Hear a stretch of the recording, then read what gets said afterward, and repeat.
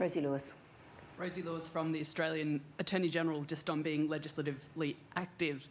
The draft religious discrimination laws remain in a stalemate.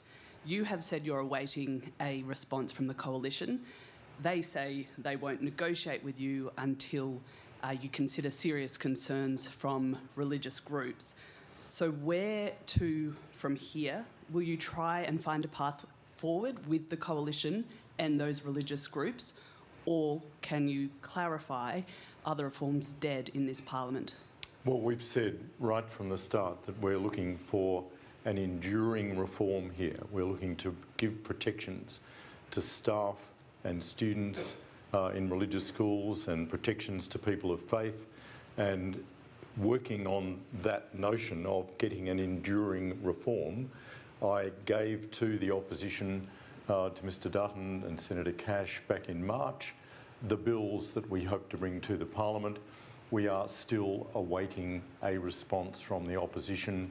I don't count the public statements that Senator Cash has made as a response because she's actually refused to engage.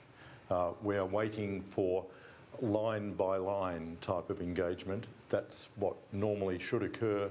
That's the response that we gave to the former Morrison government when we were in opposition, when they brought a bill to the Parliament. I'm waiting for that kind of engagement. It hasn't happened yet. And the reason for wanting to make sure that there is bipartisan approval of what we bring to the Parliament is that we don't want a Religious Discrimination Act in Australia that is subject to change on a change of government.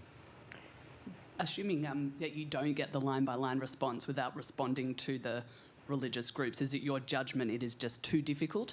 Will the Labor government take a promise to the next election to pursue it in the next term? We think this is worth doing. That's why we voted in favour of a religious discrimination bill on in February of 2022.